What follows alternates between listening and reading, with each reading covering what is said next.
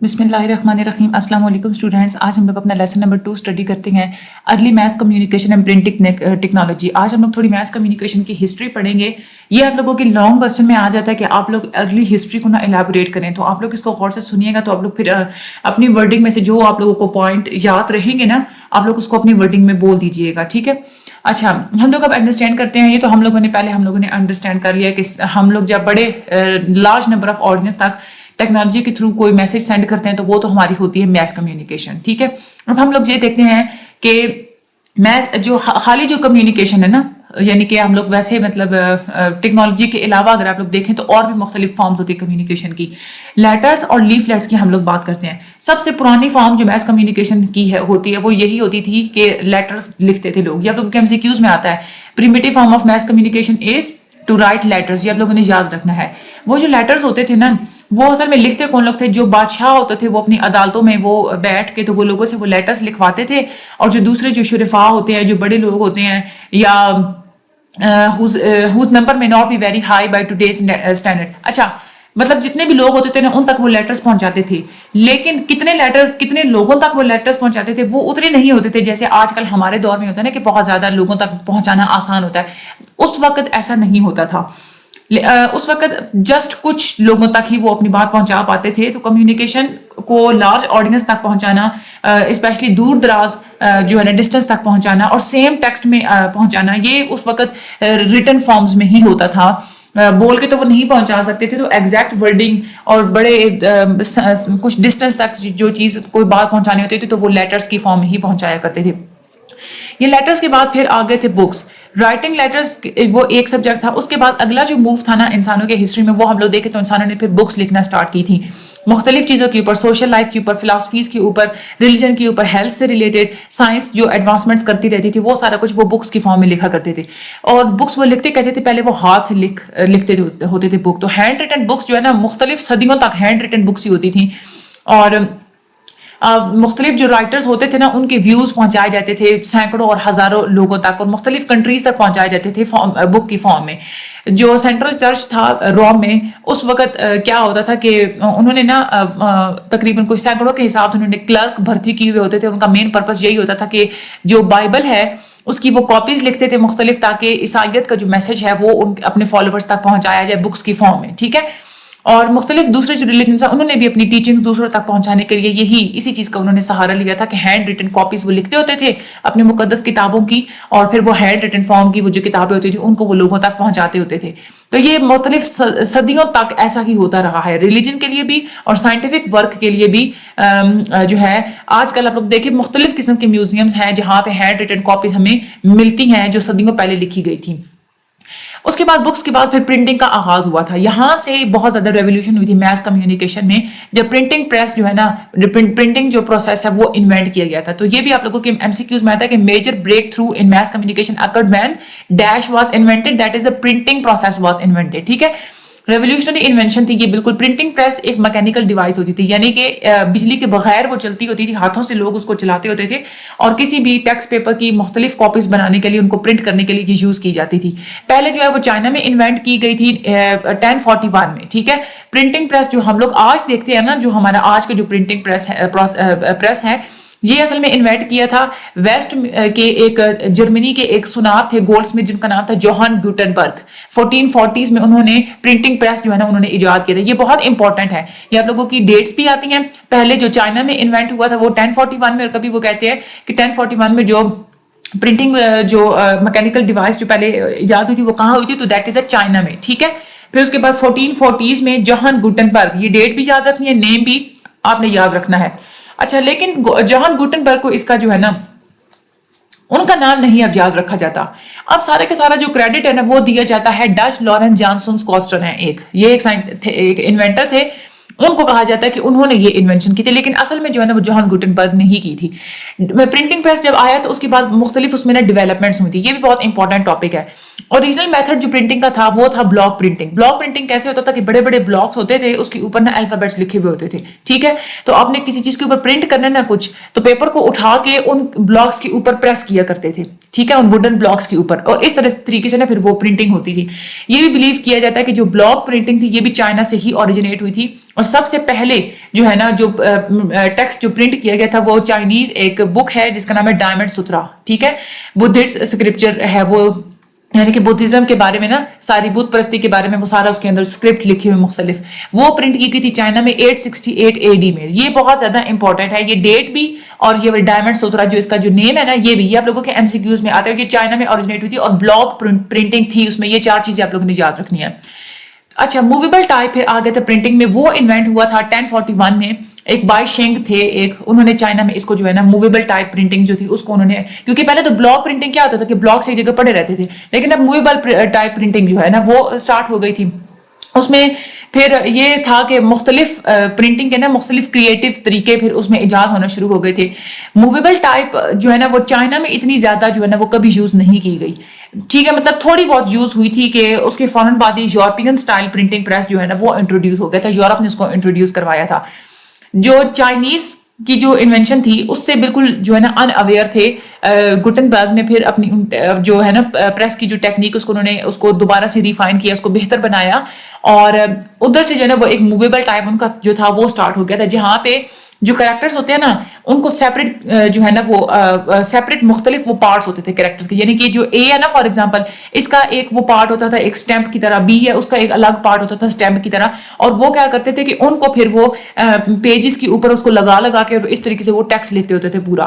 تو گوٹنبرگ جو ہے ان کو کریڈٹ دیا جاتا ہے یہ بھی کہ آئل بیس انک بھی سب سے پہلے انہوں نے ہی ایجاد کی تھی. اور ریگ پیپر، یہ ایک کھردرا ایک پیپر ہوتا ہے بہت موٹا سا، یہ ایک پیپر ہوتا تھا، یہ سب سے پہلے یورپ میں انٹروڈیوس کروایا گیا تھا. چائنا سے یعنی مسلمان جو ہے نا وہ چائنا سے ریگ پیپر لے کے یورپ آئے تھے، کہ مسلمانوں کی اپنی جو ہے نا وہ ایک مل تھی، پیپر مل تھی ان کی بغداد میں 794 میں. تو یہ بھی بہت زیادہ امپورٹنٹ ہے، یہ ہسٹری ساری بہت امپورٹنٹ ہے، اس میں سے جو ہے نا یہ مین آپ لوگوں نے یہ بات یاد رکھنی ہے.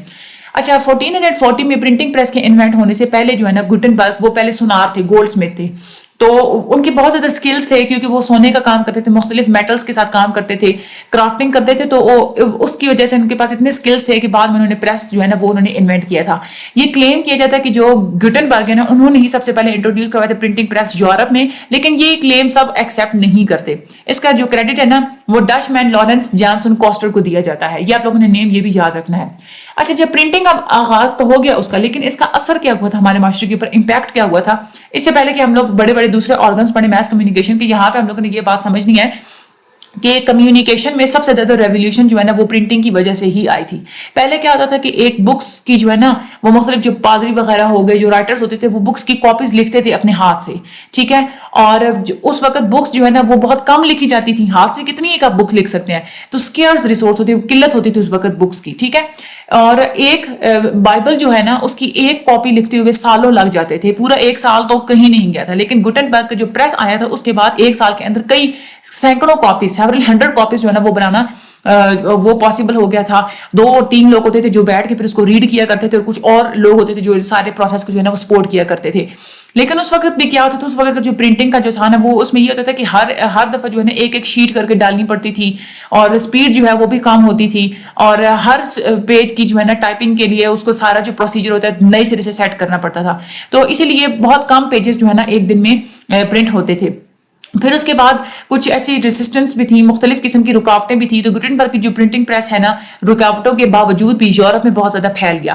30 سال کے اندر جب انوینشن ہوئی تھی اس کے بعد جو ہے نا وہ 30 سال 30 ایئرس کے اندر 1453 میں ہنگری سے لے کے اسپین تک، اٹلی سے لے کے برطانیہ تک مختلف قسم کے فنکشنل جو ہے نا وہ پرنٹنگ پریس جو ہے لوگوں نے یوز کرنا سٹارٹ کر دیا تھا. اور یہ بھی جو ہے کہا جاتا ہے کہ یہاں سے جو ہے نا ہم لوگ اندازہ لگا سکتے ہیں کہ یہاں پہ انڈسٹری کا جو لیول ہے نا وہ بہت زیادہ ایکسپینڈ ہوا تھا، ایکسپیکٹیشن سے بھی زیادہ، ٹھیک ہے، امید سے بھی زیادہ جو ہے نا وہ ایکسپینڈ ہوا تھا اس انڈسٹری کا. اور اس کے علاوہ جو لٹریسی ریٹ ہے وہ بھی بہت زیادہ بڑھ گیا تھا، ٹھیک ہے. جو پہلا جو پرنٹنگ پریس جو مسلمانوں کی ساری ٹیریٹری کے اندر، مسلمانوں کی جتنی بھی ایریا ہے اس کے اندر جو آیا تھا نا وہ پرنٹنگ پریس اوپن کیا گیا تھا اینڈلوشیا میں، مسلم اسپین ہے اس میں 1480s میں. یہ بھی آپ لوگوں نے بات یاد رکھنی ہے، ٹھیک ہے، یہ آپ لوگوں کے MCQs میں آتی ہے. یہ پرنٹنگ پریس جو ہے یہ ایک یہودی جو تاجر ہیں ان کی ایک فیملی تھی وہ چلایا کرتے تھے، اور وہ جو ہے نا وہ پرنٹ کیا کرتے تھے ہیبریو اسکرپٹ. یہ ان کا جو ہے نا مخصوص ایک اسکرپٹ ہوتا ہے یہودیوں کا، ہیبریو اسکرپٹ. یہ آپ لوگوں نے نام یاد رکھنا، یہ بھی آپ لوگوں کے MCQs میں آتا ہے. اور کون پرنٹنگ پریس کو چلاتے ہوتے تھے؟ Jewish merchants. یہ بھی آپ لوگوں کے MCQs میں وہ بات پوچھتے ہیں، ٹھیک ہے. آگے آپ لوگ دیکھیں کہ افیکٹس آف پرنٹنگ کیا ہوتے ہیں ہمارے کلچر کے اوپر. جب مختلف قسم کی بکس کو پرنٹنگ بکس کی جو ہے نا وہ پرنٹنگ سٹارٹ ہو گئی تھی موویبل ٹائپ سے, تو اس وقت انفارمیشن بہت زیادہ یورپ میں ٹرانسفر ہوئی تھی. ایک پرنٹنگ کا یہ بھی امپیکٹ تھا کہ لینگویجز ڈیولپ ہونا سٹارٹ ہو گئی تھیں, الفابیٹس انوینٹ ہونا سٹارٹ ہو گئے تھے. اس کے بعد کمپیوٹر کی انوینشن بھی پھر جو ہے نا وہ سٹارٹ ہو گئی تھی, ٹھیک ہے, جس کے سوسائٹی کے اوپر بہت زیادہ افیکٹس پڑے تھے. گوٹنبرگ نے جتنی بھی وہ فائنڈنگز کی تھی اس میں یہ تھا کہ مارٹن لیوتھر ایک جرمن ہے, ایک مارٹن لیوتھر کی جرمن ٹرانسلیشن ہے بائبل کی, ٹھیک ہے, ان کی جو ہے نا وہ زیادہ آڈینس تک وہ اپنی بائبل والا میسج جو ہے نا انہوں نے پہنچانا سٹارٹ کر دیا تھا, ٹھیک ہے. لیوتھر کی اور بھی بہت ساری جو ہے نا وہ رائٹنگز ہیں جو مختلف جگہوں پہ پھر بعد میں جو ہے نا پرنٹنگ پریس کے بعد جو ہے نا وہ پہنچانی شروع کر دی گئی تھی.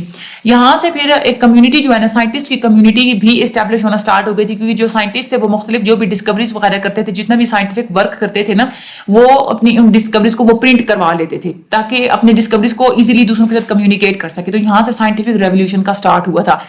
جو پہلے جو ٹیکسٹ ہوتے تھے نا وہ صرف لاطینی زبان میں ہی پرنٹ کیے جاتے تھے, لیٹن میں, یہ آپ لوگوں نے بات یاد رکھنی ہے. اور بعد میں جو ہے نا آہستہ آہستہ کر کے یورپین ورنیکولر میں وہ چیز پروڈیوس ہونا جو ہے نا وہ سٹارٹ ہو گئی تھی, جس کی وجہ سے یورپین ورنیکولر جب سٹارٹ ہوا تھا تو لیٹن جو لینگویج لاطینی زبان جو تھی وہ کام ہونا شروع ہو گئی تھی, پھر ختم ہو گئی تھی, ٹھیک ہے. پرنٹنگ پریس کی وجہ سے آتھرشپ بھی جو ہے نا وہ بھی میننگ فل ہو گئی تھی کہ یہ جو فلاں جو کام ہے یہ کیا کس نے ہے, ٹھیک ہے.